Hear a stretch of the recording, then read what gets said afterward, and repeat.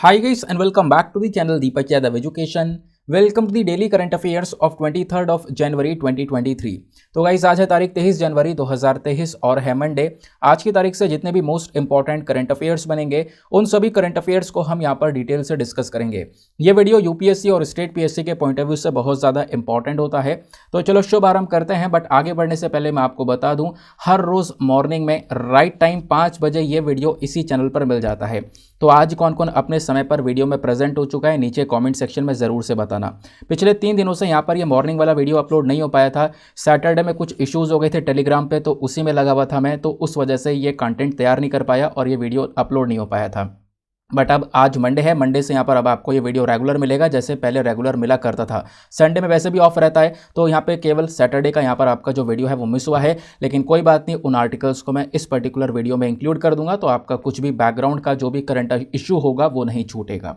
ठीक है, बाकी आगे आते हैं। देखो मैं आपको बता दूं, इस पर्टिकुलर लेक्चर के अंदर हम लोग मेजरली इंडियन एक्सप्रेस के ऊपर फोकस करते हैं और इंडियन एक्सप्रेस के साथ साथ और भी बहुत सारे न्यूज़ आर्टिकल जैसे कि पीआईबी, डाउन टू अर्थ और लाइव मिनट के कुछ बेहतरीन आर्टिकल जो कि यूपीएससी सिलेबस से लिंक होते हैं उनका भी डिटेल से डिस्कशन करते हैं प्रॉपर बैकग्राउंड इन्फॉर्मेशन के साथ में। एक बहुत इंपॉर्टेंट बात यह है कि अगर आप लोग वीडियो का एंड छोड़कर जाते हो ना, तो सबसे बड़ी गलती करोगे। थोड़ी देर के लिए वीडियो का एंड जरूर विजिट करना है। वीडियो के एंड में आपको यहाँ पे टेस्ट सीरीज दी गई है। करना क्या है, पूरे लेक्चर को बिल्कुल कंसंट्रेशन के साथ में सुनना है और जो भी आप यहाँ पे पढ़ोगे पूरे लेक्चर के अंदर में, उसको लेकर लास्ट में आपको एक टेस्ट दिया गया है जो कि आपको प्रीलिम्स के लिए तैयार करेगा। रोज आपको प्रैक्टिस करवाता है क्वेश्चन की, तो उस टेस्ट को अटेम्प्ट करना और अपना जो भी स्कोर आता है नीचे कमेंट सेक्शन में उस स्कोर को लिखना।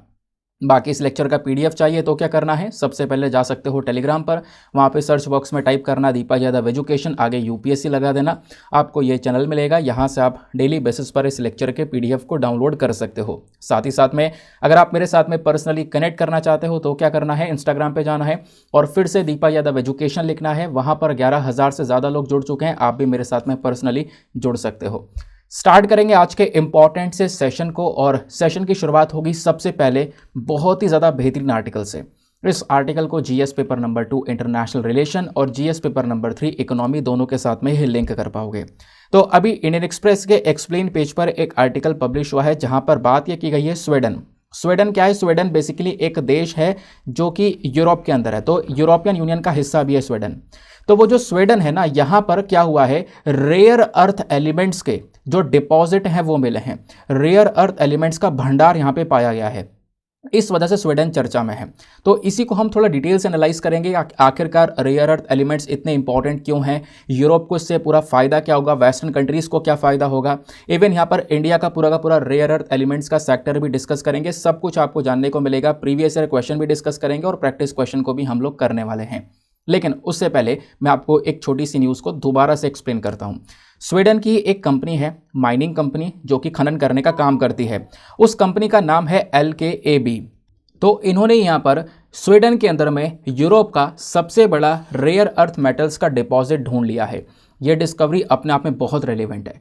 अब इस डिस्कवरी को डिटेल से एनालाइज करने से पहले हम लोग चलेंगे मैप के ऊपर। तो यह है वर्ल्ड मैप, आपको यहाँ पर देखने को मिलेगा हमारा महान भारत, और इंडिया के कंपैरिजन में देखोगे यूरोप आपको यहाँ पे नजर आएगा। ठीक है, तो यूरोप के अंदर में यहाँ पर रेड कलर की जो देश आपको दिख रहा है यही है स्वीडन। अब स्वीडन को थोड़ा जूम करके देखते हैं। यहाँ पर अगर आप इस पर्टिकुलर कंट्री को जूम करोगे तो ये आपको स्वीडन देखने को मिलेगा। ठीक है, ये यहाँ पर हो गया पूरा का पूरा स्वीडन। स्वीडन के आसपास कौन कौन से देश हैं, इसके वेस्ट साइड में है नॉर्वे और इधर आपको इसके ईस्ट साइड में देखने को मिलेगा फिनलैंड और फिनलैंड के पीछे है रशिया।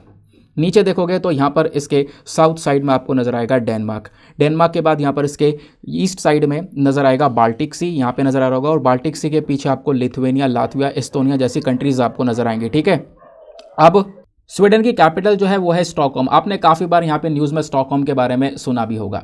काफ़ी सारे जो इंपॉर्टेंट रिपोर्ट्स आती हैं और वो रिपोर्ट्स पब्लिश करने वाले जो हेडक्वार्टर्स है वो सारे के सारे स्टॉकहोम में देखने को मिलते हैं। तो स्वीडन की कैपिटल यहाँ पर आ जाती है स्टॉकहोम। ठीक है, अब सर सवाल यह है कि स्वीडन का इतना बड़ा मैप है, इसमें वो रेयर अर्थ मेटल्स के भंडार मिले कहाँ पर हैं? तो उसके लिए आपको चलना पड़ेगा स्वीडन में नॉर्थ में। तो नॉर्थ में अगर हम ऊपर इस प्रकार से चलेंगे तो यहाँ पे आपको एक पर्टिकुलर एरिया नज़र आएगा जिसका नाम है किरूना। क्या नाम है? कोरोना नहीं, किरूना। ठीक है, ये नाम यहाँ पर आपको देखने को मिलेगा। ठीक है, यहीं पर ये जो डिपॉजिट हैं ये पाए गए हैं, इस वजह से ये रेलिवेंट है। ठीक है, बात क्लियर हो गई। अब ये जो डिस्कवरी हुई है इसको हम डिटेल से डिस्कस करेंगे, आखिरकार इसका इंपॉर्टेंस क्या है, बाकी रेयर अर्थ मेटल्स होते क्या हैं ये भी आगे मैं आपको बताऊंगा, सब कुछ क्लियर हो जाएगा, डोंट वरी। ठीक है, तो ये जो पूरा का पूरा भंडार है कहाँ पे मिला है, ये मिला है स्वीडन के किरुना वाले रीजन में, जो कि स्वीडन के नदर्न रीजन में स्थित है। यहाँ पे पाया यह गया कि 1 मिलियन मेट्रिक टन के आसपास रेयर अर्थ ऑक्साइड्स देखे गए हैं, इनका भंडार वहाँ पे मिला है। ये डिस्कवरी से यूरोप पूरा तरह से खुश हो चुका है। यूरोप जो कि बेसिकली 27 देशों का पूरा ग्रुप है, ये खुश इसलिए हो गया है क्योंकि अभी तक ये क्या कर रहे थे, अभी तक इस रॉ मटेरियल को ये इंपोर्ट क्या करते थे, किससे इंपोर्ट करते थे, तो हमारे पास में बीबीसी की एक रिपोर्ट है, उस रिपोर्ट के अकॉर्डिंग बताया गया कि 98% जो रेयर अर्थ है ना, जो यूरोपियन यूनियन आज के समय पर इस्तेमाल करता है, वो केवल और केवल चाइना से आता है। तो चाइना से ये ढेर सारा इस रेयर अर्थ को इंपोर्ट क्या करते थे, यानी कि चाइना के ऊपर निर्भरता इनकी बहुत ज़्यादा थी। और अभी तक पूरे यूरोप में कोई इस प्रकार का डिपॉजिट था ही नहीं, इनको कुछ पता ही नहीं था कि भाई हमारे पास में रेयर अर्थ है भी या नहीं है। तो अब स्वीडन ने ये काम करके दिखा दिया कि स्वीडन में यहाँ पर इस प्रकार का जो भंडार है वो मिला है। तो इस भंडार से फ़ायदा ये होगा कि अब जो ये पूरा यूरोप किसके ऊपर डिपेंडेंट था, चाइना के ऊपर, वो डिपेंडेंसी हो जानी है ख़त्म। आप पहले कह सकते हो कम होगी, फिर धीरे धीरे यहाँ पर रिड्यूस होते होते ख़त्म हो जाएगी। और ना केवल यूरोपियन यूनियन के लिए फ़ायदा है, पूरे वेस्टर्न कंट्रीज़ के लिए भी बहुत ज़्यादा फ़ायदा देखने को मिल रहा है। अगर हम लोग इस पर्टिकुलर मैप को दोबारा देखें तो यहाँ पर इंडिया हुआ, इधर पूरा यूरोप हुआ, इधर जाओगे तो वेस्टर्न कंट्रीज़ नजर आएंगी। ठीक है, यहाँ पर आ जाएगा कनाडा, यूएसए, मैक्सिको, ये सारी यहाँ पर कंट्रीज़ लाइन से आपको दिख रही होंगी। ठीक है, तो इनको भी बहुत सारा फायदा मिलेगा क्योंकि यहाँ पर भी ये लोग क्या करते हैं, जो रेयर अर्थ मेटल्स है ना, इसको यहाँ पे ये चाइना से परचेज करते हैं। चाइना यहाँ पर इन सभी कंट्रीज़ को ये सारी चीज़ें बेचा करता था, बट अब यहाँ पर स्वीडन के हाथ में लगा है ये डिपॉजिट, जिससे यूरोपियन यूनियन को तो फ़ायदा मिलेगा, वेस्टर्न कंट्रीज़ को भी भरपूर फ़ायदा मिलने वाला है और चाइना के ऊपर डिपेंडेंसी बहुत ज़्यादा कम होने वाली है। नाउ अब आता है एक क्वेश्चन कि सर आखिरकार रेयर अर्थ एलिमेंट्स होते क्या हैं। देखो, जब आपने पीरियोडिक टेबल देखी होगी, कहीं ना कहीं तो देखी होगी, अपने 8th क्लास में 9th क्लास में पीरियोडिक टेबल के बारे में आपने पढ़ा ज़रूर होगा, केमिस्ट्री में पढ़ा होगा। ठीक है, जिनके पास कॉमर्स थी उनकी स्ट्रीम बदल जाती है, बट उससे पहले सबने पीरियोडिक टेबल के बारे में पढ़ा हुआ है। तो इस पूरे पीरियोडिक टेबल में आपको क्या देखना है मैं आपको बताता हूँ। पूरे पीरियोडिक टेबल में 17 मेटेलिक आइटम्स है। कितने? 17 मेटेलिक आइटम्स हैं, और इन्हीं 17 मेटेलिक आइटम्स को हम लोग बोलते हैं रेयर अर्थ एलिमेंट्स। बात क्लियर हो गई। अब वो 17 मेटेलिक आइटम्स कहाँ पर हैं ये आपको दिखेंगे, 3 ये रहे और ये बाकी यहाँ पर ये रहे। ठीक है, अभी मैं डिटेल्स इसके बारे में बताऊंगा। तो इन 17 में से 15 तो हैं लैंथेनाइड्स, ध्यान रखना 15 क्या है, लैंथेनाइड्स। इन 15 में अगर हम 2 चीज़ें और जोड़ दें, स्कैंडियम और येथ्रियम, तो यहाँ पर ये कितने हो जाएंगे, टोटल 17।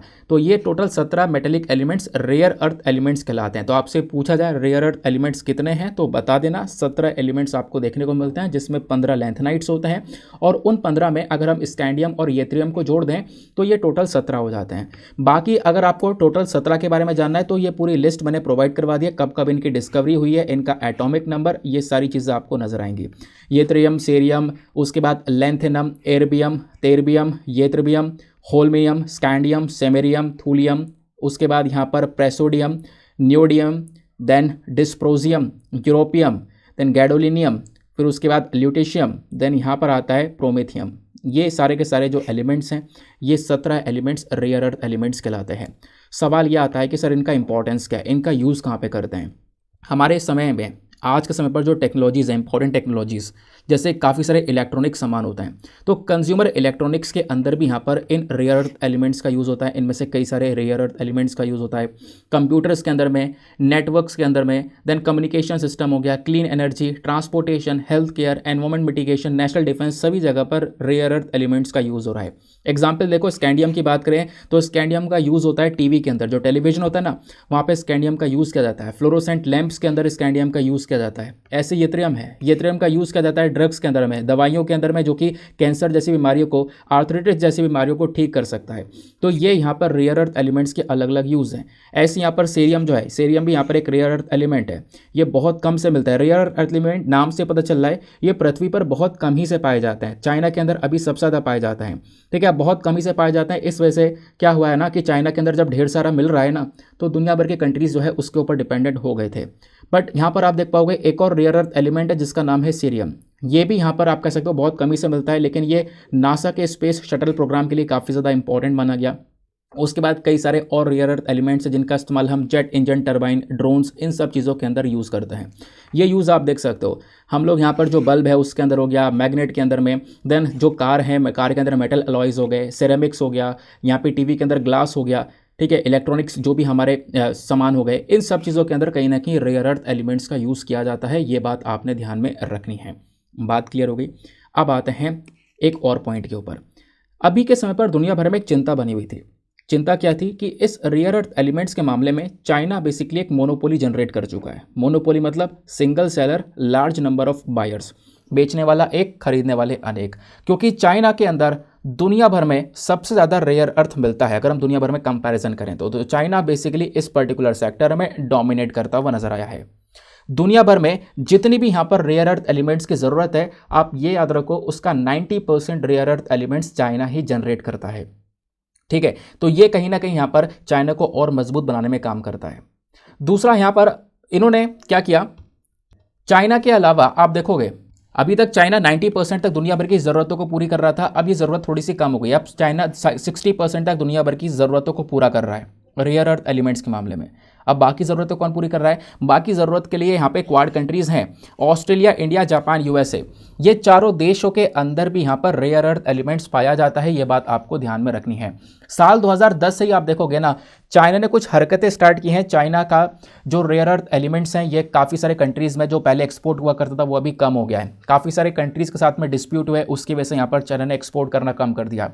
तो अभी कई सारे जो देश है ना, उनको ऑस्ट्रेलिया के अंदर भी ढेर सारा ये रेयर अर्थ एलिमेंट्स मिला है। तो ऑस्ट्रेलिया में साथ में मिलकर ये सारी जो कंट्रीज़ है वो काम कर रही हैं। जो चाइना का डोमिनेंस है वो अब धीरे धीरे यहाँ पर ख़त्म होता जा रहा है। और स्वीडन की जो यहाँ पर डिस्कवरी हुई है, ये कहीं ना कहीं एक और बहुत बड़ा इम्पैक्ट डालेगी चाइना के इस मोनोपोली वाले मार्केट में। ठीक है, इतनी सिचुएशन आपको क्लियर हो गई। अब बात करते हैं इंडिया के अंदर रेयर अर्थ एलिमेंट्स की आखिरकार सिचुएशन क्या है, भारत के अंदर कितने पाए जाते हैं, कहाँ पे पाए जाते हैं, कौन सा सेक्टर है, वो भी सारे फैक्ट्स आपको पता होना चाहिए। दुनिया भर में जितने भी रेयर अर्थ के भंडार हैं उसमें से 6% इंडिया का कंट्रीब्यूशन आता है।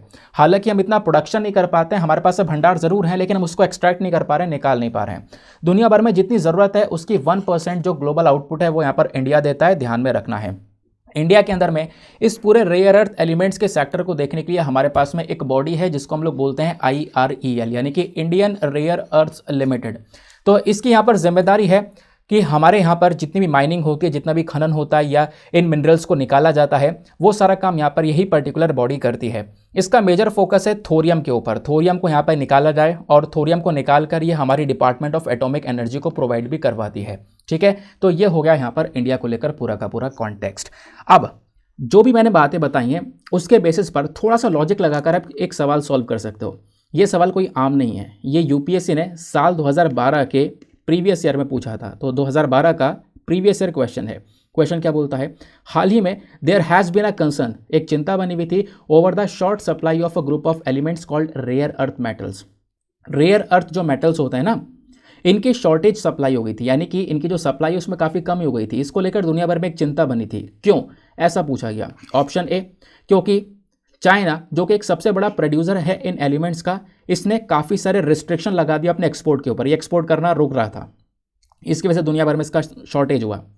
दूसरा, क्योंकि चाइना, ऑस्ट्रेलिया, कनाडा और चिली, इन 4 देशों के अलावा ये एलिमेंट्स किसी और देश में नहीं पाए जाते हैं। तीसरा, क्योंकि जो रेयर अर्थ मेटल्स हैं ये बहुत इंपॉर्टेंट है अलग अलग चीज़ों को बनाने के लिए, खासकर जो इलेक्ट्रॉनिक आइटम्स हैं इनको बनाने के लिए। तो इसकी वजह से इनकी जो डिमांड है वो काफ़ी ज़्यादा बढ़ गई थी। तो ये 3 यहाँ पर आपको स्टेटमेंट्स दिए गए, पता नहीं है कि कौन सा स्टेटमेंट सही है। Option A 1 only, option B 2 and 3 only, option C 1 and 3 only, या फिर ऑप्शन डी 1, 2 एंड 3। अब आप देखोगे तो इसमें एक छोटा सा लॉजिक लगाया जा सकता है। जैसे पहला, ये तो मैंने आपको हाथों हाथ बता दिया था कि हाँ चाइना जो कि सबसे बड़ा प्रोड्यूसर है, ये तो आपको पता है। लेकिन चाइना ने यहाँ पर क्या किया था, ढेर सारे रेस्ट्रिक्शंस लगा दिए थे अब वाकई में अपने एक्सपोर्ट के ऊपर, जिससे दुनिया भर में इसका शॉर्टेज हुआ था। काफ़ी सारी कंट्रीज़ को यहाँ पर देने से मना कर दिया, इवन जापान को देने से मना कर दिया था। तो ये स्टेटमेंट हमारा बिल्कुल सही है। दूसरा statement, China, Australia, Canada, Chile, इसके अलावा ये एलिमेंट्स कहीं नहीं पाए जाते किसी भी देश में, ऐसा है क्या? ऐसा तो बिल्कुल नहीं है। हमने कई सारे देशों के नाम पढ़े हैं, इवन अभी स्वीडन में देखने को मिला, चलो वो बात अलग होगी, अभी मिला है, क्वेश्चन पुराना है, लेकिन इंडिया के अंदर भी पाए जाते हैं। तो यहाँ पर ये जो स्टेटमेंट है ये तो हो जाता है हमारा पूरी तरह से रॉन्ग। ठीक है, अब ये स्टेटमेंट हो गया हमारा गलत। अब उसके बाद आता है बात यहाँ पे थर्ड स्टेटमेंट पर, जो रेयर अर्थ एलिमेंट्स है बहुत इंपॉर्टेंट है, इसके माध्यम से हम अपने इलेक्ट्रॉनिक आइटम्स वगैरह को बनाते हैं। हाँ बिल्कुल सही बात है, और ये स्टेटमेंट हो जाता है सही। तो इसके बेसिस पर जब आप यहाँ पर लगाओगे तो फर्स्ट एंड 3 हमारा स्टेटमेंट सही है, ऑप्शन सी जो है हमारा वो सही हो जाएगा, बाकी ऑप्शन ए बी डी हमारे गलत हैं। बात क्लियर हो गई? आते हैं तो ऐसे इंटरेस्टिंग से क्वेश्चन भी बन जाते हैं। अगला इंपॉर्टेंट न्यूज़ आर्टिकल वाकई में बहुत रेलिवेंट है, इसके ऊपर आने वाले समय पर कई सारे एडिटोरियल पब्लिश होने वाले हैं। आज भी मैं एक एडिटोरियल ही डिस्कस करूंगा ऑक्सफैम की रिपोर्ट के बारे में, अभी तक हमने चर्चा नहीं की है। ऑक्सफैम की रिसेंटली रिपोर्ट आई है गरीबी और अमीरी को लेकर। तो इस रिपोर्ट ने बताया कि इंडिया के जो रिचेस्ट 1% हैं, मतलब इंडिया के अंदर में जो सबसे अमीर आदमी है, 1% जो सबसे अमीर लोग हैं ना, उन्होंने 40% तक पूरे भारत की जो वेल्थ है, संपत्ति, उसको होल्ड करके रखा है। यानी 40% से ज़्यादा भारत की पूरी संपत्ति के मालिक हैं वो इंडिया के 1% लोग, जो कि सबसे अमीर हैं, ऐसा ऑक्सफैम की रिपोर्ट ने बताया। आओ डिस्कस करते हैं आखिरकार इस रिपोर्ट का क्या है कहना, इनके क्या है राय, सब कुछ बहुत डिटेल से कवर करने वाले हैं। बहुत कुछ आपको जानने को मिलेगा इस पर्टिकुलर आर्टिकल में। तो पहले हम समझेंगे कॉन्टेक्स्ट क्या है। तो ऑक्सफैम की रिपोर्ट आई है। सर पहली चीज़, रिपोर्ट का नाम आपने ध्यान में रखना है। रिपोर्ट का नाम है survival of the richest the India story, ये यहाँ पे रिपोर्ट का नाम है। आपसे पूछा पता है कैसे जाएगा, रिपोर्ट का नाम दे दिया जाएगा और पूछा जाएगा इस रिपोर्ट को कौन रिलीज़ करता है या किसने रिलीज़ किया है। तो ध्यान रखना, ऑक्सफैम ने यहाँ पर इस रिपोर्ट को रिलीज़ किया है। ऑक्सफैम क्या है ये भी आगे आपको मैं बताऊंगा। इस रिपोर्ट ने बताया हमारे देश की जितनी भी टोटल वेल्थ है, संपत्ति है, उसकी 40% जो वेल्थ है वो केवल भारत के 1% लोग, जो सबसे अमीर लोग हैं, आपको ये दिख रहे होंगे लिस्ट में, वो लोग यहाँ पे होल्ड करके बैठे हुए हैं, उनके पास में ये बेसिकली देखने को मिलेगा। बाकी यहाँ पे जो बॉटम में आने वाली पॉपुलेशन है ना, वो उनके पास में बहुत कम ही यहाँ पर वेल्थ आती है, बहुत कम ही यहाँ पर रुपया उनके पास में देखने को मिलेगा, जो बॉटम वाली पॉपुलेशन है। ठीक है, तो ऑक्सफैम इंटरनेशनल ने यहाँ पर इस पर्टिकुलर रिपोर्ट को रिलीज़ किया है। कब रिलीज़ किया है? रिसेंटली आपको पता होगा world economic forum annual meeting चल रहा है डेवोस के अंदर में, वहीं पर इसके पहले दिन पर ही ये बेसिकली रिपोर्ट प्रस्तुत की गई थी। इस रिपोर्ट ने बताया कि अगर हम इंडिया के जो ये 10 रिचेस्ट पर्सन हैं, ये जो 10 आपको टॉप के पर्सन दिख रहे होंगे जो सबसे अमीर आदमी हैं, अगर हम इनसे 5% की वेल्थ के ऊपर 5% टैक्स भी लगा दें तो इतना पैसा भारत कमा सकता है कि वो सभी बच्चों को स्कूल में भेज सके, ऐसी बात यहाँ पर इस रिपोर्ट ने बताई है। तो इतना पैसा, इतना वेल्थ यहाँ पर इन लोगों ने होल्ड किया हुआ है। बात क्लियर हो गई? आगे आते हैं। अब इस रिपोर्ट ने और भी कुछ फाइंडिंग्स बताई हैं। क्या क्या बताई हैं? पहला इन्होंने समझाया जेंडर इनइक्वालिटी के बारे में। देखो इंडिया के अंदर जो जेंडर इनइक्वालिटी है ना, ये बहुत ज़्यादा है, जेंडर के बीच में असमानताएं बहुत ज़्यादा हैं। जैसे कि इंडिया में आप देखोगे जो फीमेल वर्कर्स हैं उनको बहुत कम पैसा मिलता है। अगर मान लो एक मेल वर्कर है, एक पुरुष वर्कर है जिसको 1 रुपया मिल रहा है, तो फीमेल वर्कर को केवल और केवल 63 पैसे ही मिल रहे हैं उस पुरुष के कंपैरिजन में। तो फीमेल वर्कर्स को काफ़ी कम पैसा मिल रहा है, जबकि यहाँ पर काम बराबर ही कर रही हैं, या फिर कई कई जगह पर हमने देखा है फीमेल थोड़ा ज़्यादा काम कर रही हैं मेल से, उसके बावजूद भी उनको अमाउंट कम मिल रहा है। तो ये क्या है? ये कहीं ना कहीं जेंडर इनइक्वालिटी आपको देखने को मिलेगी। फिर इस रिपोर्ट ने बताया कि जो सिचुएशन है ये और ज़्यादा खतरनाक हो जाती है शेड्यूल कास्ट और रूरल वर्कर्स के लिए। जो शेड्यूल कास्ट और रूरल वर्कर्स है ना, ये यहाँ पर अर्न करते हैं 55% half of the advantage social groups, यानी कि जितने भी हमारे बाकी और अपर ग्रुप्स देखने को मिलेंगे, social groups, advantage social groups देखने को मिलेंगे ना, उनके कंपैरिजन में शेड्यूल कास्ट और रूरल वर्कर्स की हालात और ज़्यादा खराब हो जाते हैं। ये बात यहाँ पर इस रिपोर्ट ने बताई है। दूसरा, सोशल इनइक्वालिटी के बारे में चर्चा की गई है। ऑक्सफैम ने यह बताया कि सोशल इनइक्वालिटी, सोसाइटी के अंदर असमानताएं बहुत ज़्यादा हैं। हमारे देश के अंदर अलग अलग कम्युनिटीज़ जैसे दलित, आदिवासी, मुस्लिम्स, उसके बाद में वेमेन आपको देखने को मिलेंगी, या इनफॉर्मल सेक्टर के वर्कर्स देखने को मिलेंगे। ये लगातार हमारे पूरे सिस्टम में सफ़र कर रहे हैं। इन्हीं लोगों को सबसे ज़्यादा परेशानियां होती हुई नजर आ रही हैं। दूसरा, यहाँ पर इंडिया के अंदर जितने भी गरीब लोग आपको देखने को मिल रहे हैं, ये सब लोग बहुत ज़्यादा टैक्स पे कर रहे हैं। इनका ज़रूरतमंद चीज़ों पर ज़्यादा हो रहा है as compared to the richer people. तो अमीर से ज़्यादा यहाँ पर गरीब टैक्स बढ़ता जा रहा है। उसके बारे में यहाँ पर इस पर्टिकुलर रिपोर्ट ने बताया। फिर इस रिपोर्ट ने अपनी सजेशंस दिए कि हमें क्या क्या करना चाहिए ताकि इन असमानताएं को ख़त्म किया जा सके। तो पहला यहाँ पर जो काम है कि आपको इनहेरिटेंस, प्रॉपर्टी और लैंड टैक्सेस जो है वो लगानी होगी इन अमीर आदमियों के ऊपर। ठीक है ना? आपको यहाँ पर इनइक्वालिटी को ख़त्म करने के लिए बहुत सारा पैसा इन अमीर आदमी से निकालना पड़ेगा एज अ टैक्स, और टैक्स के फॉर्म में निकाल कर आप उनसे सोशल प्रोग्राम्स चला सकते हो। ठीक है। दूसरा यहाँ पे काम ये करना है कि आपको अपना जो हेल्थ सेक्टर है उसको इंप्रूव करना है। जो हमारा हेल्थ सेक्टर है इसका बजट इतना अच्छा है नहीं, तो इसका बजट आज के समय पर बहुत कम है। तो बोला यह जा रहा है कि 2025 तक आपको करना क्या होगा, हमारे देश की जितनी भी जीडीपी है उसका 2.5% हमें अपने हेल्थ सेक्टर के ऊपर खर्चना होगा। तीसरा पॉइंट यहाँ पर बोलता है कि जो बजटरी एलोकेशन है एजुकेशन के लिए ये भी इंप्रूव करना होगा। हेल्थ के लिए तो इंप्रूव करना है, लोगों की पढ़ाई लिखाई के ऊपर भी ज़्यादा पैसा खर्च करना है। हमारी जितनी भी जीडीपी है उसका 6% हमें अपने एजुकेशन के ऊपर खर्च करना होगा। फिर एक सजेशन इन्होंने ये दिया कि इस प्रॉब्लम्स को टैकल करने के लिए ऑक्सफैम ने यहाँ पर जोर दिया है कि आप रिचर पीपल जो हैं, जो अमीर आदमी है, उनसे थोड़ा ज़्यादा टैक्स लो और ज़्यादा टैक्स लेने के बाद में सोशल प्रोग्राम्स का आप स्टार्ट कर सकते हो और वो सारा टैक्स यहाँ पर गरीबों तक जाया जा सकता है। तो ये जो 40% वेल्थ, ये 1% लोग हैं, यहाँ से आप ज़्यादा से ज़्यादा वेल्थ निकाल कर बाकी सारे परसेंटेज ऑफ लोगों तक पहुँचा सकते हो। फिर एक बात यहाँ पे और बताई गई है, ऑक्सफैम इंटरनेशनल ने ये बोला कि हाँ, आप क्या कर सकते हो, विंडफॉल टैक्सेस को बढ़ा सकते हो। विंडफॉल टैक्सेस यहाँ पे काफ़ी सारी कंपनीज ने कमाया है, इसको आप ले सकते हो और ऐसा हुआ भी है। कई सारे देशों ने यहाँ पे, जैसे पोर्चुगल ने भी यहाँ पर इस प्रकार से विंडफॉल टैक्स अपनी एनर्जी कंपनीज के ऊपर, फूड रिटेलर्स के ऊपर बहुत कमाया है। अब क्वेश्चन ये आता है कि सर विंडफॉल टैक्स क्या होता है, पहले हम इसको समझ लेते हैं, ये बहुत रेलिवेंट पॉइंट है। ठीक है, यहाँ पर ये रिपोर्ट क्या बोलती है कि जो फूड कंपनीज हैं, खाना जो बना रही कंपनीज हैं, है ना, फूड कंपनीज जो हैं, अब ये बना भी रही हैं और इसको एक्सपोर्ट भी कर रही हैं। रिसेंटली क्या होता है, रशिया यूक्रेन वॉर की वजह से दुनिया भर में एक इन्फ्लेशन, महंगाई बढ़ जाती है। अब महंगाई बढ़ने की वजह से इंडिया के कई सारी जो फूड कंपनीज हैं ना, वो लगातार सामान को एक्सपोर्ट कर रही थी, लेकिन यहाँ पर दुनिया भर में महंगाई थी तो इनको थोड़ा ज़्यादा पैसा भी मिल रहा था इन कंपनीज़ को।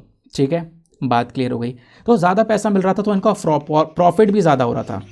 इसको हम लोग बोलते हैं विंडफॉल प्रॉफिट। तो कहोगे ये क्या बात हो गई, ये तो प्रॉफिट इनका ही होना चाहिए। नहीं, आप समझे नहीं इस बात को, मैं दोबारा समझाता हूँ। किसी कंपनी का विंडफॉल प्रॉफिट कब होता है? ठीक है, विंडफॉल प्रॉफिट यहाँ पर तब होता है कि जब उसे फ़ायदा हो रहा है, ठीक है, लेकिन कुछ इसके ऊपर भी कुछ एक्स्ट्रा फ़ायदा हो रहा है जिसके लिए मतलब वो जिम्मेदार नहीं है, या फिर वो फ़ायदा इसको मिलना नहीं चाहिए था, वो इत्तेफाक से मिल गया, किसी कारण की वजह से मिल गया। जैसे यहाँ पे मान लो एक फूड कंपनी थी ए, ये अभी तक तो सामान एक्सपोर्ट कर रही थी, ठीक है, एक्सपोर्ट हो रहा था सब कुछ बराबर, लेकिन अभी प्रॉफिट भी कमा रही थी, अच्छा खासा प्रॉफिट चल रहा था, मामला चल रहा था पूरा। बीच में इन्फ्लेशन हो गया, एकदम से महंगाई बढ़ गई इंटरनेशनल लेवल पर, रशिया यूक्रेन की वॉर की वजह से। अब थोड़ा यहाँ पर जब महंगाई बढ़ गई दुनिया भर में जब महंगाई बढ़ने के बाद इन्होंने क्या किया, ढेर सारा और प्रॉफिट कमाया, क्योंकि प्रॉफिट इन्हें पहले ही मिल रहा था, बट अब यहाँ पर सामान उतना ही भेज रहे हैं, भेजने के बाद इनको ज़्यादा पैसा मिल रहा है। तो जो एक्स्ट्रा अमाउंट मिल रहा है ना, वो क्या कहलाएगा, विंडफॉल प्रॉफिट कहलाएगा, जो कि बेसिकली यहाँ पर इनको, आप कह सकते हो, इसके लिए जिम्मेदार नहीं है, इसके लिए कुछ इन्होंने एक्स्ट्रा काम नहीं किया है, कुछ एक्स्ट्रा एडिशनल काम नहीं किया, लेकिन प्रॉफिट इनको ज़्यादा मिल गया है। तो उस विंडफॉल प्रॉफिट के ऊपर सरकार क्या करती है, विंडफॉल टैक्स काटती है, ध्यान रखना। तो वही बोला गया कि हाँ भैया, ऐसा विंडफॉल टैक्स काटना चाहिए, और विंडफॉल टैक्स से जो भी पैसा निकलेगा वो पैसा आप लोगों की गरीबी और असमानताएं को खत्म करने के लिए लगा सकते हो। ठीक है, अब जितना भी यहाँ पे अमीरी गरीबी का डेटा निकाला गया है ना, उसके सोर्सेस क्या आते हैं, कहाँ कहाँ से ये डेटा निकाला गया, तो सोर्सेस में आप देखोगे कई सारे सोर्सेस नज़र आते हैं।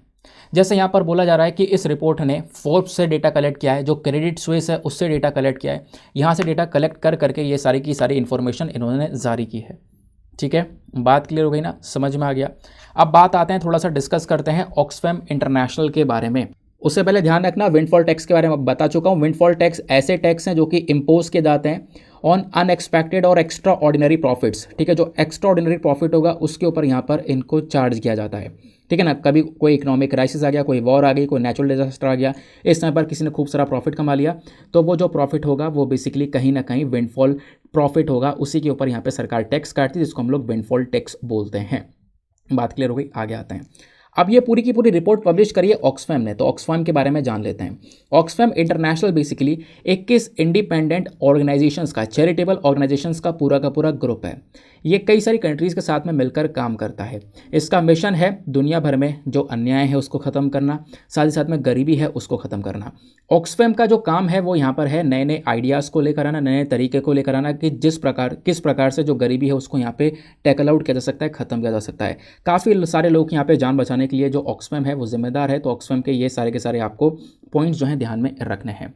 ठीक है, आगे आते हैं। नाउ नेक्स्ट आर्टिकल बहुत इंपॉर्टेंट होने वाला है, इसको आप लोग GS paper number 2, GS paper number 3 basically defence and security से आप लिंक कर पाओगे। वरुण एक्सरसाइज के बारे में डिस्कशन करेंगे, रिसेंटली काफ़ी चर्चा में था। तो अभी वरुण एक्सरसाइज का, इस अभ्यास का, ये बेसिकली एक नेवल अभ्यास है। दो देशों के बीच में ये अभ्यास होता है। कौन से दो देश हैं? एक तरफ इंडिया और एक तरफ फ्रांस है। तो इंडिया फ्रांस के बीच में यहाँ पर ये वरुण नाम का अभ्यास किया जाता है।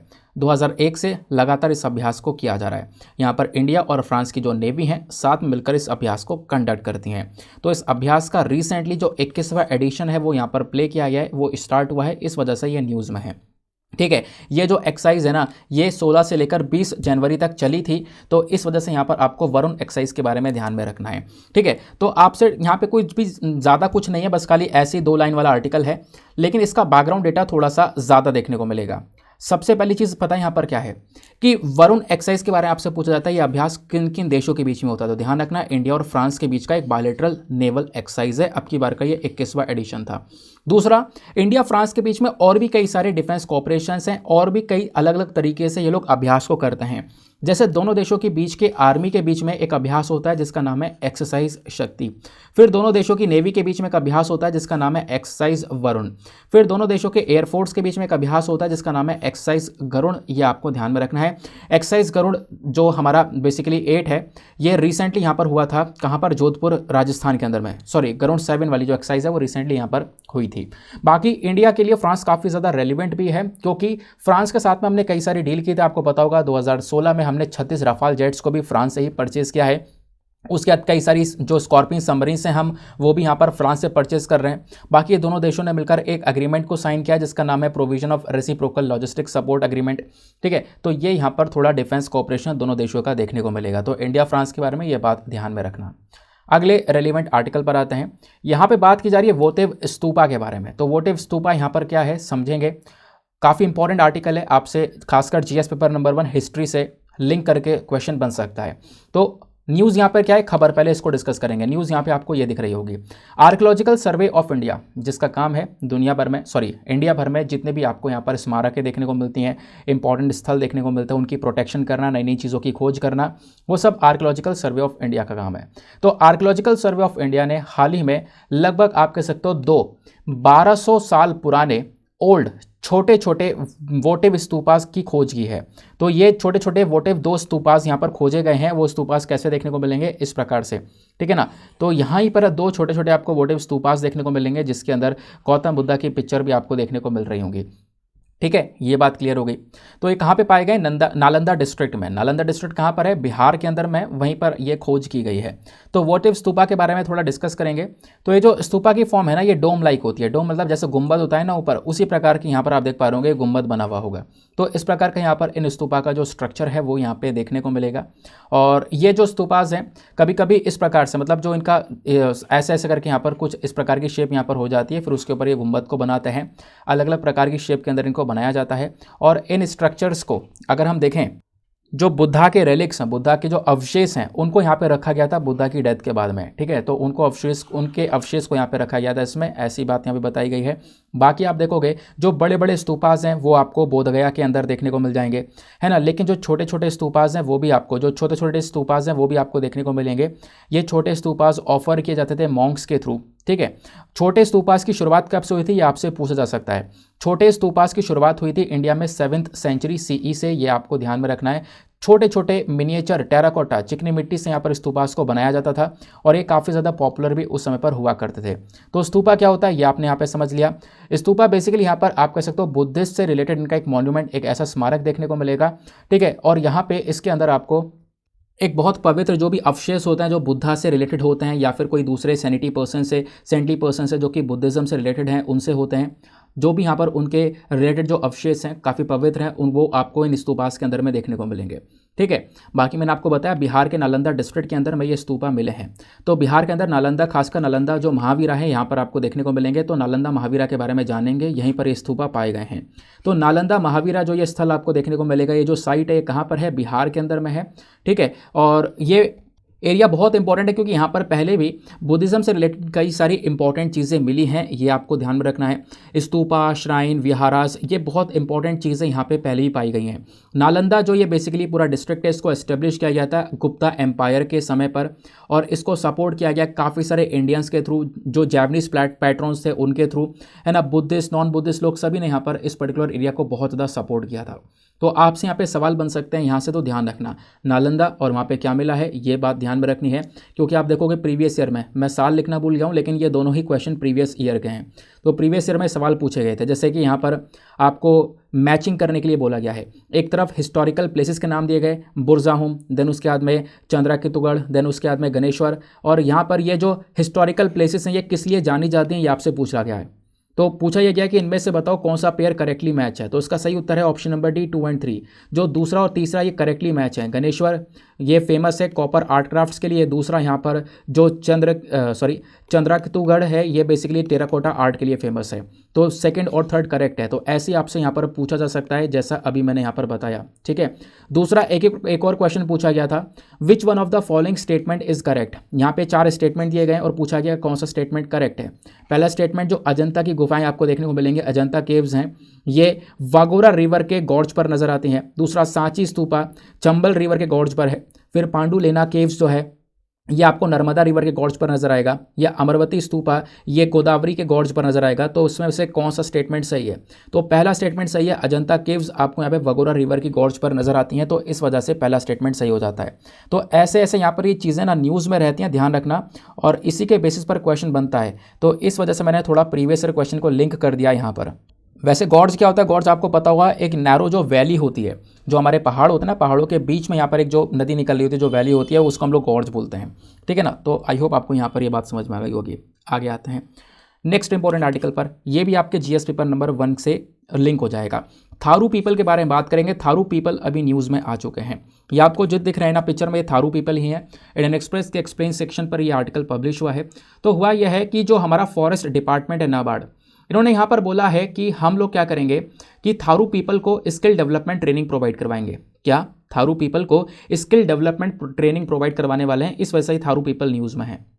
तो पहली चीज़ देखो, जो एक हमारे पास में ना है एक वाइल्ड लाइफ सेंचुरी जिसका नाम है कतरनिया घाट वाइल्ड लाइफ सेंचुरी। जो कतरनिया घाट वाइल्ड लाइफ सेंचुरी है ना, ये उत्तर प्रदेश में नज़र आती है।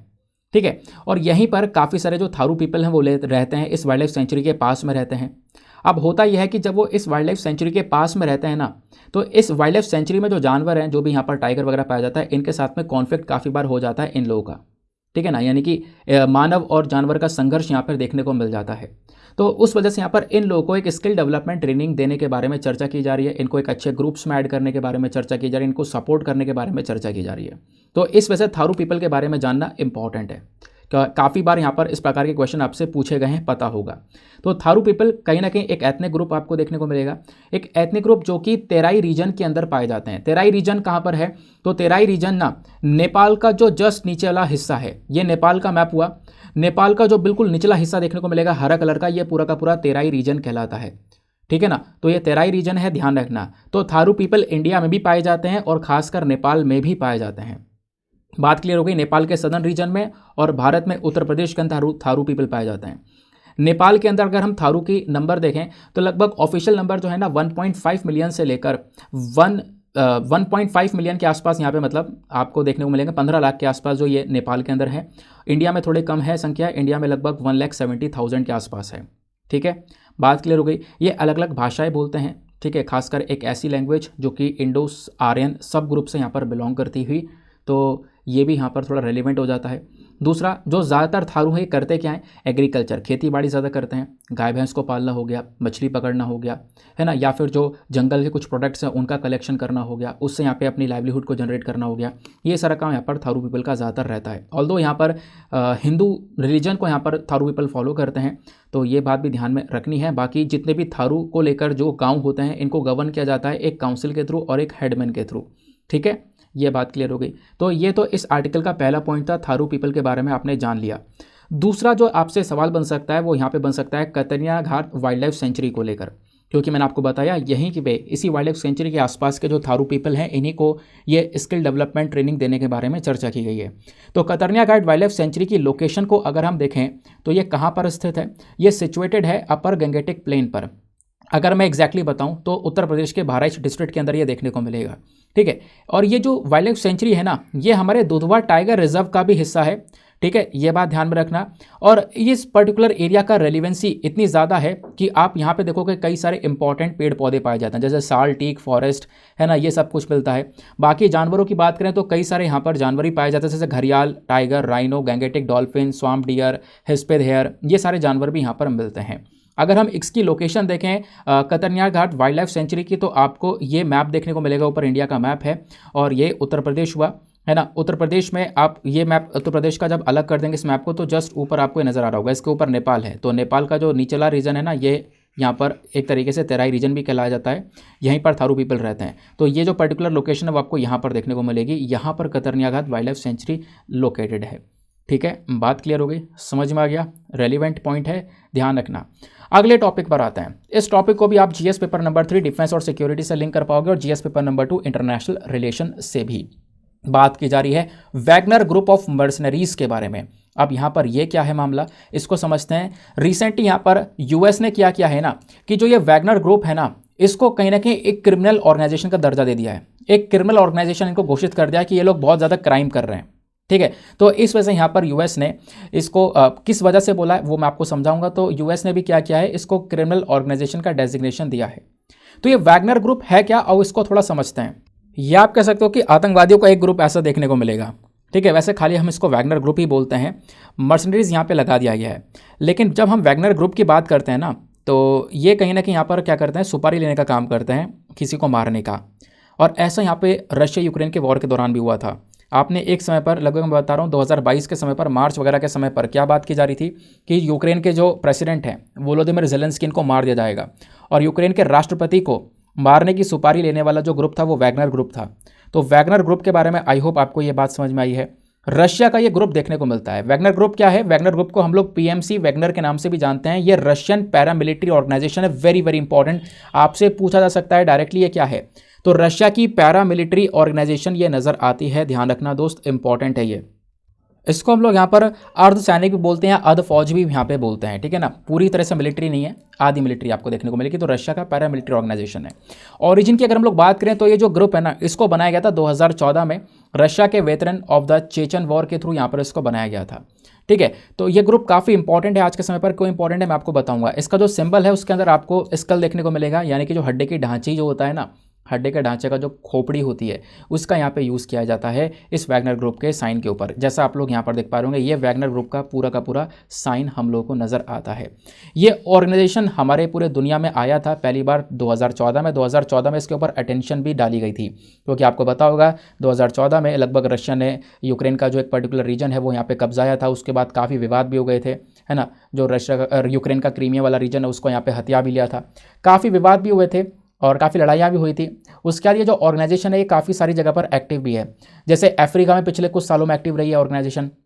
उसके बाद लिबिया, सूडान, मोजाम्बिक, माली और सेंट्रल अफ्रीकन रिपब्लिक जैसे देशों में भी ये ऑर्गेनाइजेशन एक्टिव रही है। आज के समय पे बात करें तो इसमें 10,000 के आसपास वैगनर ग्रुप मेंबर्स नज़र आते हैं। और यूएस की सरकार यहाँ पर वैगनर को एक प्रॉक्सी फोर्स के नाम से बोल चुकी है, और यूएस की सरकार बार बार इसका क्रिटिसिज्म भी कर चुकी है। रशिया को एक तरीके से यहाँ पर रशिया की आलोचना काफ़ी कर चुकी है इस ग्रुप को लेकर। अभी रिसेंटली यहाँ पर यूएस ने बोल दिया है कि ये जो ग्रुप है ये एक क्रिमिनल ऑर्गेनाइजेशन है। ठीक है, क्राइम करता है, सिर्फ और सिर्फ क्रिमिनल ऑर्गेनाइजेशन की कैटेगरी में इसको रख दिया गया है। ठीक है, अब यहाँ पर एक टर्म आता है जिसको हम लोग बोलते हैं फ्यूहरर। ये एक टर्म है, फ्यूहरर को हम लोग फ्यूहरर के नाम से भी जानते हैं, मतलब इसको स्पेल फ्यूहरर के नाम से करते हैं। इसका मतलब होता है एक लीडर, एक टाइटल जो कि यहाँ पे एडोल्फ हिटलर यहाँ पर यूज़ किया करता था। एडोल्फ हिटलर यहाँ पर कि यूज़ क्या करता था इस टाइटल को एज अ लीडर, तो ध्यान में रखना, क्योंकि यहाँ पर फ्यूहरर का भी हम लोग यूज़ करते हैं। क्योंकि यहाँ पे जो ये वैगनर नाम है ना इस ग्रुप का, ये एक व्यक्ति के ऊपर रखा गया, रिचर्ड वैगनर के ऊपर, रिचर्ड वैगनर के ऊपर रखा गया, जो कि एक फ्यूहरर हुआ करता था, एक लीडर हुआ करता था। उसी के बेसिस पर यहाँ पे नाम रखा गया है। तो ध्यान रखना, रिचर्ड वैगनर के नाम पे ये वैगनर ग्रुप का नाम रखा गया। वैगनर ग्रुप एक रशियन पैरामिलिट्री ऑर्गेनाइजेशन है और अभी कई सारे कंट्रीज़ के अंदर एक्टिवेट है। यूएस ने भी यहाँ पे बोल दिया है कि क्रिमिनल ऑर्गेनाइजेशन है, इस वजह से ये थोड़ा सा न्यूज़ में आया है। बात क्लियर हुई, आगे आते हैं, नेक्स्ट आर्टिकल पर आते हैं। इस वाले आर्टिकल को आप लोग जीएस पेपर नंबर 2 एजुकेशन के पॉइंट ऑफ व्यू से लिंक कर पाओगे। तो एनसीईआरटी ने अभी हमारे देश का पहला जो नेशनल असेसमेंट रेगुलेटर है यहाँ पर इसको जारी किया है, पारख को। अब ये पारख बोल रहा हूँ, परख इसकी फुल फॉर्म है performance assessment review analysis of knowledge for holistic development. तो अभी यहाँ पर एनसीईआरटी ने इंडिया का पहला असेसमेंट रेगुलेटर, यानी कि जो परख है ना, इसका काम क्या होगा, जो भी यहाँ पे हमारे यहाँ पे एजुकेशन सिस्टम है ना, उसके लिए कुछ गाइडलाइंस को लेकर आना और उनको एनालाइज करना, उनका मूल्यांकन करना। आप कह सकते हो असेसमेंट मतलब मूल्यांकन करना, उनको इवैल्यूएट करना और डिटेल से एनालिसिस करना। ठीक है, तो ये काम है परख का। तो परख का काम एग्जैक्टली है एजुकेशन सिस्टम को और ज़्यादा स्ट्रॉन्ग करना। परख को लॉन्च किया गया था as the implementation of national education policy 2020। तो नेशनल एजुकेशन पॉलिसी 2020 के तहत यहाँ पर परख को भी लॉन्च किया गया है। इसका काम है जितना भी हमारा स्कूल बोर्ड्स है उसको यहाँ पे एडवाइस देना, स्कूल बोर्ड्स को यहाँ पे सपोर्ट करना, उनके बीच में यहाँ पे कोलेब्रेशन को बैठाना। यह एनसीईआरटी की एक यूनिट की तरह काम करेगा, परख ध्यान में रखना है।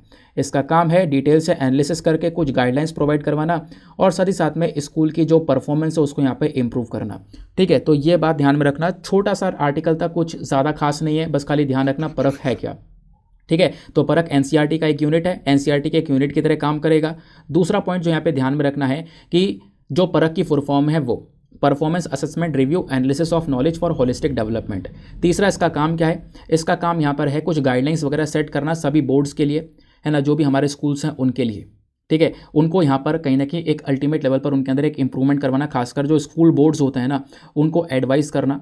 तो ये काम यहाँ पे परख का रहने वाला है। तो ये था दोस्त एक छोटा सा आर्टिकल। चलो अब आते हैं आज के वीडियो के सबसे इंपॉर्टेंट पोर्शन की तरफ। इंपॉर्टेंट पोर्शन बोले तो यह है प्रीलिम्स रैपिड फायर। अब जितना भी यहाँ पे आपने सुना है वीडियो के अंदर में, जो भी आपने यहाँ पे पढ़ा वीडियो के अंदर में, उसको टेस्ट करने का समय आ चुका है। तो उसके लिए यहाँ पे टेस्ट सीरीज आपके सामने लगाई गई है। मैं पहले तो सारे क्वेश्चंस आपको बताऊंगा, उनके आंसर्स नीचे कमेंट सेक्शन में आपको देना है और लास्ट में अपना स्कोर लिखकर जाना कि आपका स्कोर कितना आया है। फिर बिल्कुल अंत में मैं आपको सारे क्वेश्चन के आंसर भी एक साथ बताऊंगा। तो अब यहाँ पे क्वेश्चन सॉल्व करना स्टार्ट कर दो। पहले क्वेश्चन में स्टार्ट करेंगे परख के बारे में। परख के बारे में अभी हमने 2 सेकंड पहले ही पढ़ा है। परख को लेकर 2 स्टेटमेंट हैं। पहला स्टेटमेंट, एनसीईआरटी नहीं यहाँ पर इंडिया के पहले नेशनल असेसमेंट रेगुलेटर परख जैसी चीज़ को लेकर आया है। इसका काम है हमारे देश में जितने एजुकेशनल बोर्ड्स हैं इनके लिए कुछ गाइडलाइंस वगैरह को सेट करना। ये तो हुआ पहला स्टेटमेंट। दूसरा स्टेटमेंट आपको देखने को मिलेगा, जो परख है इसको लॉन्च किया गया है as a national education policy 2020। तो नेशनल एजुकेशन पॉलिसी 2020 है, इसी के तहत यहाँ पे परख को हमने लॉन्च किया। ठीक है, तो बताओ कौन सा स्टेटमेंट सही है। ऑप्शन ए बोलता है 1 only, option B 2 only, option C दोनों सही है या फिर ऑप्शन डी दोनों के दोनों गलत हैं। फटाफट आंसर दो और नीचे कमेंट सेक्शन में अपना स्कोर लिखकर जाना है। मैं सभी के आंसर एक साथ दूंगा बाद में, लेकिन अभी यहाँ पर खुद आंसर दोगे आप लोग। ठीक है, इससे टेस्टिंग हो जाएगी आपकी और प्रीलिम्स की प्रैक्टिस भी हो जाएगी। नेक्स्ट क्वेश्चन पर आते हैं। अगला क्वेश्चन बोलता है which of the following statements is are correct. 2 statements दिए गए, पूछा गया कौन सा स्टेटमेंट सही है। पहला स्टेटमेंट देखो, ये बेसिकली आर्टिकल ना ऑक्सफैम की रिपोर्ट को लेकर है। तो अभी हमने डिस्कस किया था अमीर गरीब वाली रिपोर्ट जो है। तो पहला स्टेटमेंट बोलता है कि जो इनकम इनइक्वालिटी है और जो वेल्थ गैप है ये पिछले 10 सालों में बहुत तेजी से कम हुआ है, ऐसा यहाँ पर ऑक्सफैम की रिपोर्ट ने बताया। दूसरा, जो विंडफॉल टैक्स होता है ये एक्सपेक्टेड होता है और कहीं ना कहीं यहाँ पर ये अनफेयर डिस्ट्रीब्यूशन को बढ़ा देता है। ठीक है, तो विंडफॉल टैक्स कहीं ना कहीं हमारी इकोनॉमी के लिए एक बहुत बड़ी प्रॉब्लम की तरह देखने को मिलता है। क्या ऐसा है क्या, बताओ। एक लॉजिक लगाना। 2 स्टेटमेंट्स यहाँ पे दिए गए, अब दोनों स्टेटमेंट्स के बेसिस पर आपको आंसर देना है। Option A 1 only, option B 2 only, option C दोनों सही हैं या फिर ऑप्शन डी दोनों गलत हैं। ठीक है, चलो आगे आते हैं उसके बाद अगले प्रश्न की तरफ। Next question rare earth materials को लेकर है या रेयर अर्थ मेटल्स को लेकर है। अभी हमने डिस्कशन किया था। ठीक है, तो इसको लेकर 3 स्टेटमेंट्स दिए गए। अब थोड़ा सा एडवांस हो गया ये। अब इन 3 स्टेटमेंट्स में कन्फ्यूजन बिल्कुल क्रिएट मत करना, क्योंकि अभी आपने पढ़ा है। पहला स्टेटमेंट, जब हम लोग बात करना रेयर अर्थ एलिमेंट्स की, तो ये बेसिकली केवल और केवल 14 मेटेलिक और नॉन एलिमेंट्स हैं। दूसरा, इनका यूज़ किया जाता है कंज्यूमर इलेक्ट्रॉनिक्स के अंदर में। तीसरा, इंडिया के पास में रेयर अर्थ मटेरियल्स का एक भी डिपॉजिट नहीं, एक भी भंडार नहीं देखने को मिलेगा। बताओ कौन सा स्टेटमेंट सही है। Option A 1 and 2 only, option B 2 and 3 only, option C केवल 2 ओनली या फिर ऑप्शन डी 1, 2 एंड 3 तीनों के तीनों सही हैं। इसका आंसर दो। अगले प्रश्न की तरफ आते हैं। नेक्स्ट क्वेश्चन जो है ये, अच्छा इसको मैं बिल्कुल लास्ट में दूंगा। ठीक है, ये आपका होमवर्क है वैसे। अभी आता है अगले क्वेश्चन पर। वरुण के बारे में अभी हमने डिस्कस किया, वरुण अभ्यास के बारे में। तो ये एक बायलैटरल नेवल एक्सरसाइज है। ठीक है, 2 देशों की आर्मी के बीच में इस अभ्यास को किया जाता है। ये कौन कौन से 2 देशों के बीच में होती है। ऑप्शन है USA and Japan, option B India and France, option C Australia and India या फिर option D India and Singapore. आगे आते हैं उसके बाद अगले प्रश्न की तरफ। नेक्स्ट क्वेश्चन में आपसे वैगनर ग्रुप के बारे में पूछा गया है। पूछा यह गया, which among the following best describe Wagner group recently seen in news. Wagner group को लेकर अभी हाल ही में चर्चा हुई है, तो बताओ वैगनर ग्रुप बेसिकली क्या है, इसका डिस्क्रिप्शन क्या हो सकता है। ऑप्शन ए एक जर्मन नियो नाजी पार्टी है, ऑप्शन बी एक क्लाइमेट एक्शन ग्रुप है जिसको यहाँ पे आईपीसीसी के अंडर में बनाया गया है, option C group of countries हैं वेस्टर्न पैसिफिक ओशन की, या फिर ऑप्शन डी एक रशियन पैरामिलिट्री ऑर्गेनाइजेशन है। बताओ इसका आंसर। बहुत सरल सा है, अभी थोड़ी देर पहले डिस्कशन किया था हमने। अगले क्वेश्चन पर आते हैं। अब स्तूपा के बारे में चर्चा करेंगे, क्योंकि स्तूपा के बारे में अभी थोड़ी देर पहले हमने पढ़ा था। ठीक है। तो स्तूपा के रेफरेंस में आपको दो स्टेटमेंट्स दिए गए हैं, बताना है कौन सा स्टेटमेंट सही है। पहला स्टेटमेंट, ये बुद्धिस्ट मॉन्यूमेंट्स होते हैं, यानी बुद्धिज़्म से रिलेटेड आपको यहाँ पर स्तूपास देखने को मिलते हैं। और यूजुअली इसमें होता क्या है कि जो बहुत ज़्यादा पवित्र जो रिलिक्स होते हैं, बहुत ज़्यादा पवित्र जो अवशेष होते हैं ना, वो यहाँ पे बुद्धा से रिलेटेड होते हैं और उन्हीं को यहाँ पर बेसिकली हम हाउस करते हैं स्तूपा के अंदर में। स्तूपा के अंदर ज़्यादातर यहाँ पर बुद्धा के जो अवशेष होते हैं वही यहाँ पर देखने को मिलते हैं। तो क्या ये स्टेटमेंट सही है? दूसरा स्टेटमेंट, जो वोटिव स्तूपा है ना, जो छोटे वाले स्तूपा हैं जो कि जिसके बारे में हमने पढ़ा था, ये काफ़ी पॉपुलर हो चुके थे इंडिया में 7th सेंचुरी सी के आसपास। क्या ये सही है? बताओ कौन सा स्टेटमेंट सही है। Option A 1 only, option B 2 only, option C दोनों सही हैं या फिर ऑप्शन डी दोनों के दोनों गलत हैं। आगे आते हैं उसके बाद अगले प्रश्न की तरफ। नेक्स्ट क्वेश्चन बात करता है कतरनिया घाट वाइल्ड लाइफ सेंचुरी के बारे में। जो ये कतरनिया घाट वाइल्ड लाइफ सेंचुरी है, ये हाल ही में न्यूज़ में देखने को मिली है। बताओ कौन से राज्य में ये वाइल्ड लाइफ सेंचुरी नज़र आती है। Option A Himachal Pradesh, option B Uttar Pradesh, option C Assam या फिर ऑप्शन डी ओडिशा। सही उत्तर दो, बहुत सरल से क्वेश्चन है। फिर उसके बाद आते हैं, अच्छा ये हो गए हमारे सारे के सारे क्वेश्चन समाप्त। तो बताओ भैया आपने कितने क्वेश्चन सही किए हैं, कुछ गलत तो नहीं किया है। तो जो भी आपका यहाँ पर स्कोर आया है, फटाफट नीचे कमेंट सेक्शन में अपना स्कोर लिख दो, कितना भी जितना भी स्कोर आया हो, और ऑनेस्टली लिखना, कहाँ पे गलती हुई है, क्यों गलती हुई है, वो भी आपको बताना है। चलो अब मैं आपको आखिरी वाले क्वेश्चन से ही सारे आंसर बताता हुआ चलूंगा। जो आखिरी वाला क्वेश्चन आपके साथ में डिस्कस किया था ना, यहीं से मैं आपको सारे आंसर बताता चलूंगा रिवर्स मेथड में। तो पहला क्वेश्चन तो आपसे पूछा, आखिरी जो क्वेश्चन था बेसिकली यहाँ पर ये था कतरनिया घाट वाइल्ड लाइफ सेंचुरी को लेकर। जो कतरनिया वाइल्ड लाइफ सेंचुरी है, ये हाल ही में न्यूज़ में देखने को मिली है। कौन से राज्य में? यह है उत्तर प्रदेश में, ठीक है ना। ये बेसिकली थारू पीपल से रिलेटेड एक आर्टिकल अभी जो डिस्कस किया वहीं पर मैंने आपको समझाया था। तो ये कहाँ पर है? उत्तर प्रदेश। इसका बी जो है वो सही उत्तर हो जाएगा। अगले प्रश्न की तरफ आते हैं। अगले क्वेश्चन पूछा गया था स्तूपा के रेफरेंस में आपको दो स्टेटमेंट्स दिए गए हैं, बताना है कौन सा स्टेटमेंट सही है। पहला स्टेटमेंट, ये बुद्धिज़्म से रिलेटेड है, बिल्कुल यहाँ पर बुद्धिज़्म स्मारक देखने को मिलते हैं। यहाँ पर आपको बुद्धा के जो अवशेष होते हैं वो यहाँ पे नजर आते हैं, बिल्कुल ये पहला स्टेटमेंट सही है। दूसरा स्टेटमेंट ये भी सही है, जो वोटिव स्तूपा हैं ये काफ़ी पॉपुलर हो चुके थे इंडिया में 7th सेंचुरी सी के आसपास। दूसरा स्टेटमेंट भी सही है। तो इसका ऑप्शन सी जो है ना वो बोथ 1 और 2 वो करेक्ट हो जाएगा। तीसरे आर्टिकल पर आते हैं। तीसरे क्वेश्चन आपसे पूछा गया था वैगनर ग्रुप के बारे में बताओ। वैगनर ग्रुप को लेकर ये जो 4 आपको पॉइंट दिए गए हैं, चारों में से कौन सा पॉइंट प्रॉपर्ली सूट करता है।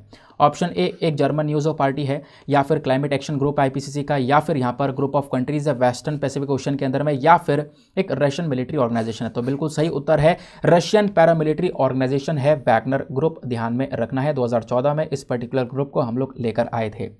अगला क्वेश्चन आपसे पूछा गया था एक बायलैटरल नेवल एक्सरसाइज है वरुण नाम की। इस अभ्यास को 2 देशों के बीच में कंडक्ट किया जाता है। वो 2 देश कौन कौन से हैं? USA Japan, India France. तो बिल्कुल सही बात है, ऑप्शन भी इंडिया फ्रांस आपको देखने को मिलेगा। अच्छा, इंडिया फ्रांस की आर्मी के बीच में भी एक अभ्यास होता है। अगर आपने वीडियो लेक्चर अच्छे से सुना है तो इन दोनों की आर्मी के बीच में कौन सा एक्सरसाइज होता है, जरा नीचे कॉमेंट सेक्शन में नाम बता दो। आपको वीडियो आगे पीछे नहीं करना है, यहीं पर हाथों हाथ नाम बताना है, पता चल जाएगा आपने कितनी गहराई से वीडियो को सुना है। ये तो मैंने आपको नेवल एक्सरसाइज के बारे में बताया, दोनों की आर्मी के एक्सरसाइज के बारे में बताओ उसका नाम क्या है। आगे आते हैं उसके बाद फिर आपसे यहां पर एक सवाल पूछा गया था, एक सेकंड रुक जाओ, इस क्वेश्चन को भी ले लेते हैं। ये जो क्वेश्चन है ना, ये बेसिकली आपके लिए यहां पर एक होमवर्क है। अभी मैंने 2 दिन पहले द हिंदू के वीडियो में वीनस मिशन के बारे में डिस्कशन किया था, याद होगा। तो वीनस मिशन को लेकर एक क्वेश्चन है, वैसे मैं लेकर आ रहा था आर्टिकल, बट मैंने डिस्कशन किया था तो मैंने सोचा आपको एक क्वेश्चन होमवर्क दिया जाएगा। यहीं पर मैं दे देता हूं, आज का ये आपका घर के लिए क्वेश्चन है। क्या है? वीनस मिशन को लेकर, सॉरी वीनस को लेकर 3 स्टेटमेंट्स दिए गए हैं। पहला, वीनस जो है हमारे पूरे आपको अंतरिक्ष में देखोगे ना, तो वीनस सेकंड ब्राइटेस्ट और नेचुरल ऑब्जेक्ट है नाइट स्काई में, रात के समय पर। तो वीनस जो है वो सबसे ज़्यादा चमकने वाला दूसरा ऐसा नेचुरल ऑब्जेक्ट देखने को मिलेगा। दूसरा, वीनस एक हॉटेस्ट प्लैनेट है, पूरे हमारे सौर मंडल में, पूरे सोलर सिस्टम में सबसे ज़्यादा गर्म प्लैनेट वीनस है। तीसरा, वीनस के ऊपर जो एक दिन होता है वो 1 साल से भी ज़्यादा लंबा होता है। तीनों स्टेटमेंट दिए गए हैं, बताओ तीनों स्टेटमेंट के बेसिस पर कौन सा स्टेटमेंट सही है। ऑप्शन ए 1 और 2 ओनली, ऑप्शन बी 2 और 3, ऑप्शन सी 1 और 3, या फिर ऑप्शन डी तीनों के तीनों सही हैं। नीचे कमेंट सेक्शन में दो, ये आपका होमवर्क है। अब आते हैं अगले प्रश्न की तरफ। फिर आपसे एक क्वेश्चन पूछा गया था रेयर अर्थ मटेरियल्स को लेकर। रेयर अर्थ मटेरियल्स के रेफरेंस में 3 स्टेटमेंट दिए गए हैं, बताना है कौन सा स्टेटमेंट सही है। तो पहला स्टेटमेंट देखते हैं। तो क्या पहला स्टेटमेंट सही है? क्या 14 मेटेलिक और नॉन एलिमेंट्स ये देखने को मिलता है? नहीं, ये आपको 17 एलिमेंट्स इस प्रकार से देखने को मिलता है। तो पहला स्टेटमेंट तो हो जाता है गलत। दूसरा स्टेटमेंट, क्या रेयर अर्थ मटेरियल्स का यूज़ करते हैं हम कंज्यूमर इलेक्ट्रॉनिक्स के अंदर में? बिल्कुल सही बात है, आपको मैंने बताया था टेलीविजन वगैरह बनाने में इसका यूज़ किया जाता है। तो ऑप्शन बी हमारा सही है। स्टेटमेंट 3 बोलता है कि इंडिया के पास में रेयर अर्थ मटेरियल्स के कोई भी डिपॉजिट नहीं है। गलत बात है, मैंने आपको बताया था इंडिया का कंट्रीब्यूशन भी काफ़ी बड़े लेवल पर है दुनिया भर में रेयर अर्थ एलिमेंट्स के मामले में। तो केवल और केवल ऑप्शन जो है सेकंड जो स्टेटमेंट है वो हमारा सही है, तो इसका सही सी जो है ना वो सही उत्तर हो जाएगा 2 ओनली। ठीक है, बात क्लियर हो गई, आगे आते हैं। फिर उसके बाद में आपसे ऑक्सफैम की रिपोर्ट को लेकर सवाल पूछा गया था। हो सकता है इसमें मेजोरिटी ऑफ लोगों ने गलती की हो, लेकिन अब समझेंगे, उस गलती का सुधार करेंगे। तो यहाँ पे 2 स्टेटमेंट्स दिए गए हैं। पहला स्टेटमेंट, जो इनकम इनइक्वालिटी है और जो वेल्थ गैप है यह भारत में पिछले 10 साल में कम हुआ है। ऐसा है क्या? ऐसा तो कुछ भी नहीं है, ऑक्सफैम रिपोर्ट ने कुछ भी ऐसा नहीं बताया। इन्होंने तो ये बताया इनकम इनइक्वालिटी और बढ़ गई है ना, महिलाओं को और कम पैसा मिल रहा है, इनकम इनइक्वालिटी बढ़ गई, वेल्थ गैप भी बढ़ चुका है, अमीरों के पास में ज़्यादा पैसा है, गरीबों के पास में पैसा बहुत कम है। तो ये तो स्टेटमेंट वैसे ही हो जाता है गलत। बात क्लियर हो गई। अब आते हैं दूसरे स्टेटमेंट की तरफ। दूसरा बोलता है जो विंडफॉल टैक्स से एक्सपेक्टेड होता है, यह होता है क्या? यहीं पे गेम खत्म हो जाता है यार, क्योंकि जो डेफिनेशन मैंने आपको बताई थी विंडफॉल टैक्स की, उसमें पहला वर्ड ये बताता विंडफॉल टैक्स एक अनएक्सपेक्टेड टैक्स है। आपने कोई यहाँ पर इसका एक्सपेक्टेशन नहीं किया था, आपने कुछ एडिशनल काम नहीं किया है, आप ऐसे यहाँ पे उस प्रॉफिट को कमा चुके हो, अभी थोड़ी देर पहले बताया है। ठीक है, तो विंडफॉल टैक्स यहाँ पे हमारी इकोनॉमी के लिए इतनी बड़ी प्रॉब्लम नहीं देखने को मिलेगा। ये बोला गया कि ये कहीं ना कहीं अनफेयर डिस्ट्रीब्यूशन को बढ़ाता है, ऐसा कुछ भी नहीं है। अनुचित डिस्ट्रीब्यूशन को नहीं बढ़ाता, ये उचित डिस्ट्रीब्यूशन को बढ़ाता है, क्योंकि जो फालतू का प्रॉफिट आया, एक्स्ट्रा प्रॉफिट आया, उसी पर सरकार ने टैक्स काटा, उसी से सोशल प्रोग्राम स्टार्ट किया, उसी से लोगों को डिस्ट्रीब्यूशन किया। तो ये अनफेयर डिस्ट्रीब्यूशन ना होकर ये फेयर डिस्ट्रीब्यूशन हुआ। तो इस वजह से दूसरा स्टेटमेंट भी हो जाता है गलत। तो ऑप्शन डी जो है हमारा वो सही उत्तर देखने को मिलेगा। इसमें स्टेटमेंट ना पहला सही है ना दूसरा सही है, तो option D neither one nor two. अगले क्वेश्चन पर आते हैं। फिर परख के बारे में आपसे पूछा गया था कि एनसीईआरटी ने यहाँ पर इंडिया के पहले नेशनल असेसमेंट रेगुलेटर परख को यहाँ पर लेकर आया है। इसका काम है जो भी गाइडलाइंस है वो जारी करना हमारे एजुकेशनल बोर्ड के लिए। सही बात है, ऑप्शन ए सही है। दूसरा स्टेटमेंट, इसको लॉन्च किया गया था नेशनल एजुकेशन पॉलिसी 2020 के एक हिस्से के तौर पर, तो ये भी सही है। तो ऑप्शन सी हमारा बोथ 1 और 2 हो जाएगा सही उत्तर। तो ये था आज का पूरा डिस्कशन। आई होप गाइज आपको मज़ा आ चुका होगा। अभी 1-2 दिनों से हम लोग वीडियो मिस कर रहे थे, बट कोई बात नहीं, अब आपका वीडियो जैसे पहले रेगुलर था अब रेगुलर रहेगा। वीनस वाले क्वेश्चन का आंसर सभी लोगों को नीचे कमेंट सेक्शन में ज़रूर से देना है। तो बताओ भैया कितना स्कोर आया, के नीचे कमेंट सेक्शन में लिखे बिना मत जाना।